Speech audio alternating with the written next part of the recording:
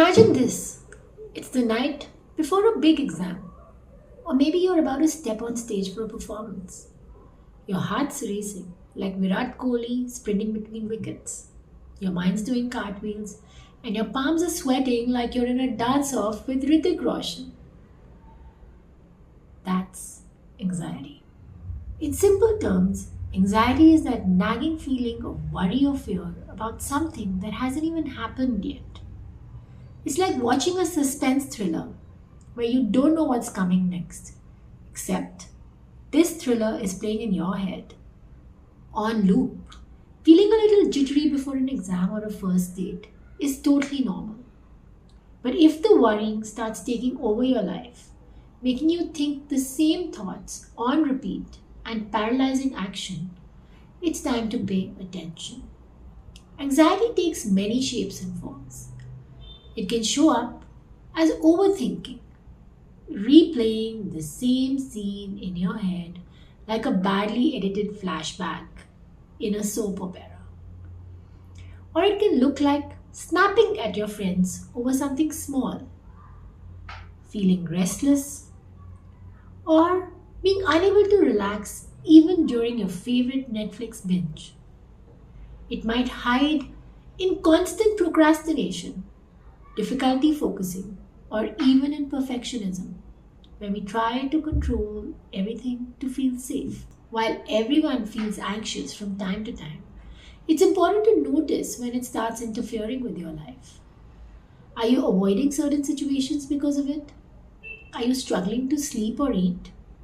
Or feeling like you're stuck in an endless loop of what ifs? If it feels like anxiety is in the driver's seat of your life, it's time to give it more attention. Unfortunately, when left unchecked, anxiety has a tendency to grow. It's like ignoring a small crack in a dam. At first, it's manageable, but over time, as the pressure builds, it can turn into something much harder to handle.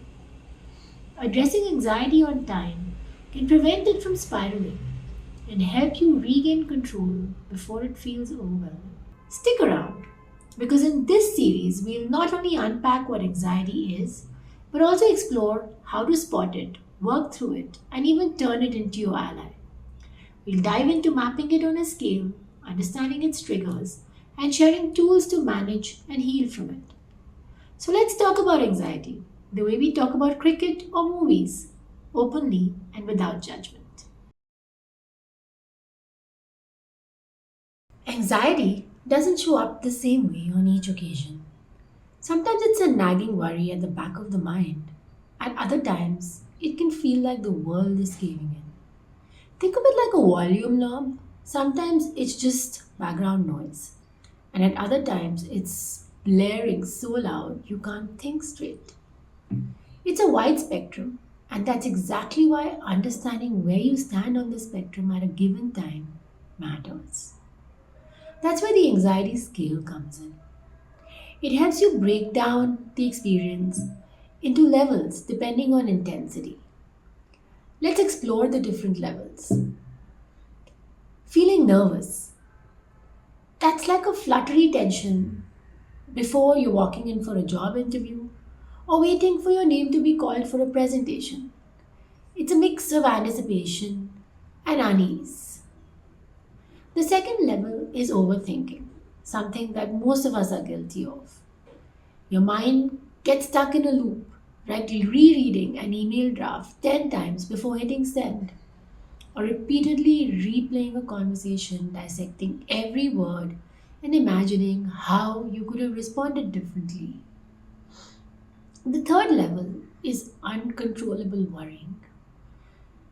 The what ifs take over and they spiral into a flood. What if I miss my flight? What if I fail this exam? What if something goes wrong at work? It's like your brain has a playlist of worst case scenarios on repeat and you're not able to press pause. Then the next level is when we have trouble relaxing. So even our go to rituals like binge watching or scrolling endlessly on the phone don't seem to help. Your body stays tense, and your mind just refuses to slow down. Next one is hyper restlessness, where the anxiety starts getting deeply physical. You can feel it in your body. You're pacing the room, your legs are constantly moving, you're fiddling with your phone endlessly. It's like your body can't sit still while your thoughts are just running a marathon. Then comes extreme irritability. At this stage, even the tiny things start feeling like major annoyances. The sound of someone chewing too loudly or a slow loading app can actually make you want to scream. It's like your patience reserve has completely dried up. And the final level or stage is dread, where it feels like the world is just closing in, your heart's racing as if you're being chased in a horror movie. You're certain the worst is about to happen, even if you don't know what the worst actually is. So, these are the different levels on the anxiety scale. It's a very useful scale to help you pinpoint the intensity of your anxiety in a given occasion. Once you're aware of the depth, working on it becomes a tad easier. Now that you know where you stand on the scale, we're going to look at how to map the anxiety and get a deeper understanding of it. That's in the next video. Anxiety often feels like a tangled mess, both in the head and in the body, which is why mapping it out could help in understanding it better, learning to manage it.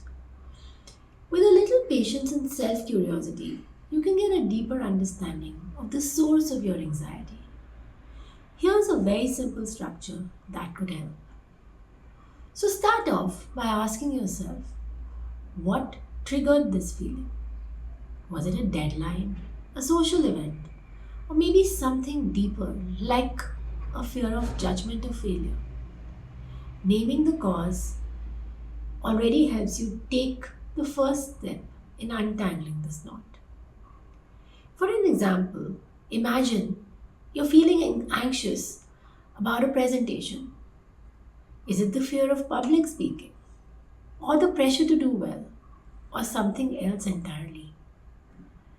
Pinpointing this helps you see what's behind the feeling. Second, gently tune in to understand.